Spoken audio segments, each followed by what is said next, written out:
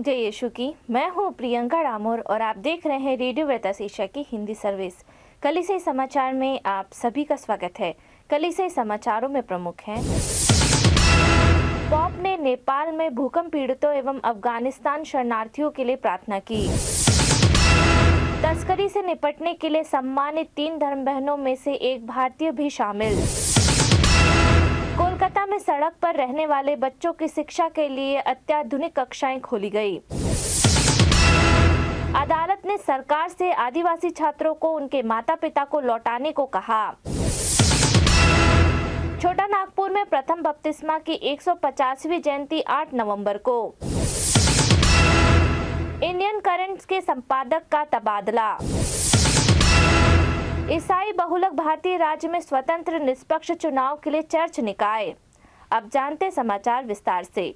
Pop ने नेपाल में भूकंप पीड़ितों एवं अफगानिस्तानी शरणार्थियों के लिए प्रार्थना की। पॉप फ्रांसिस ने नेपाल में आए घातक भूकंप के पीड़ितों के प्रति अपनी संवेदना व्यक्त की और पड़ोसी देश पाकिस्तान में शरण लेने वाले अफगानों के लिए प्रार्थना की।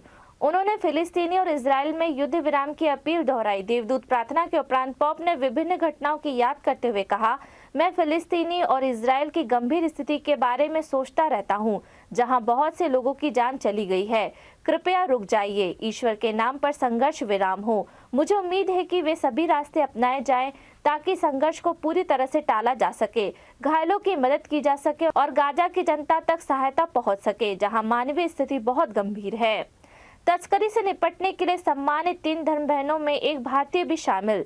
सिस्टर सैली थॉमस के दोस्तों और सहयोगियों ने उन्हें उद्घाटन सिस्टर एंटी ट्रैफिकिंग अवार्ड जीतने के लिए बधाई दी है। भारत के 1,30,000 से अधिक कैथोलिक धार्मिकों की प्रमुख अपोस्टोलिक कार्मेल सिस्टर एम निर्मलिन कहती हैं, national conference of religious India की ओर से हम सिस्टर सैली थॉमस को बधाई देते हैं। Congregation of Jesus sister Cynthia Anna Matthew, जो अब संयुक्त राष्ट्र में काम करती है, ने अपने फेसबुक पेज पर लिखा, मेरे दोस्त सैली को बधाई, जिनके काम को मान्यता दी गई और सम्मानित किया गया। आप अनेक महिलाओं और बच्चों के जीवन में आशा और खुशी लाना जारी रखें। कोलकाता में सड़क पर रहने वाले बच्चों की शिक्षा के लिए अत्याधुनिक कक्षाएं खोली गई। कोलकाता के बिजनेस डिस्ट्रिक्ट बुरा बाजार के बच्चों के लिए knowledge tree learning support centre हाल ही में पुनर्निर्मित 2 अत्याधुनिक कक्षाओं का उद्घाटन 6 नवंबर को किया गया। कैथेड्रल के पुरोहित डॉक्टर फ्रैंकलिन मेनेजिस कहते हैं, कोलकाता के cathedral of the most Holi rosary में स्थित knowledge tree learning support centre पड़ोस में सड़कों पर रहने वाले गरीब बच्चों को औपचारिक स्कूल में मुख्य धारा में लाने के लक्ष्य के साथ गुणवत्तापूर्ण शिक्षा प्रदान करने के लिए समर्पित है। पिछले वर्ष के लिए लर्निंग सपोर्ट सेंटर का संचालन कलकत्ता सीट द्वारा किया गया था, जो डॉक्टर मेनेजिस के निर्देशक में कलकत्ता के रोमन कैथोलिक आर्चडायसिस से संबंधित एक 30 वर्षीय गैर सरकारी संगठन है। अदालत ने सरकार से आदिवासी छात्रों को उनके माता पिता को लौटाने को कहा। मध्य प्रदेश राज्य की शीर्ष अदालत ने सरकार से 16 से अधिक स्कूल जाने वाले आदिवासी छात्रों को उनके माता पिता को लौटाने को कहा है, क्योंकि उन्हें ईसाई धर्म में रूपांतरित करने का आरोप लगाते हुए एक छात्रावास से जबरदस्ती ले जाया गया था।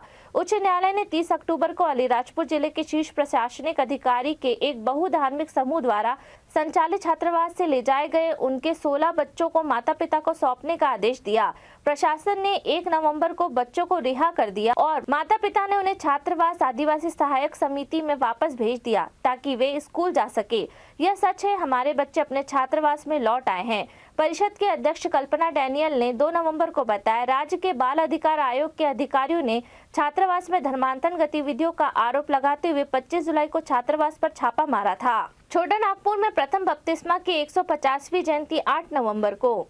छोटा नागपुर के कैथोलिक कलीसिया 8 नवंबर को अपने इतिहास की उस महान घटना की याद करेगी जब उसके विश्वासियों ने 150 साल पहले पहली बार बपतिस्मा ग्रहण किया था।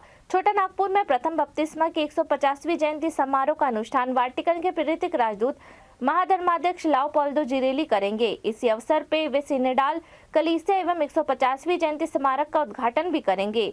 छोटा नागपुर, जिसमें आज पश्चिम बंगाल, बिहार और उड़ीसा के क्षेत्र आते हैं, उसके पूर्वजों ने पहली बार चाईबासा के खूटा पानी में बपतिस्मा संस्कार ग्रहण कर कैथोलिक धर्म स्वीकार किया था।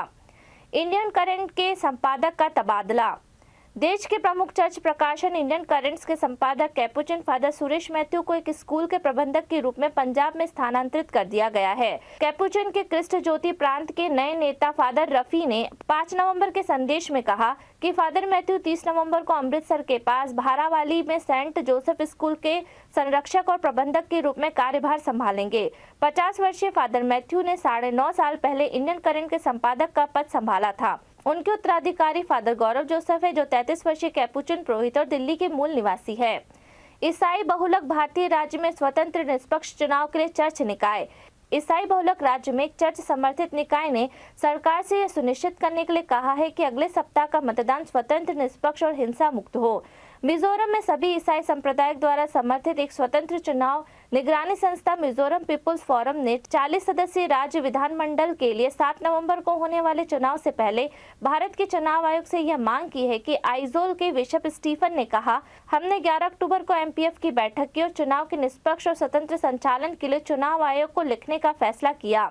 इसी के साथ कलीसियाई समाचार समाप्त हुए। अगली बार फिर मुलाकात होगी नई खबरों के साथ। नमस्कार। रेडियो वेरितास एशिया आपके लिए लेकर आए हैं RBA mobile app. RBA mobile app पर हमारे विभिन्न प्रकार के कार्यक्रमों का लाभ लें, हमसे जुड़े और एशियाई ईसाईयत की आवाज का हिस्सा बने।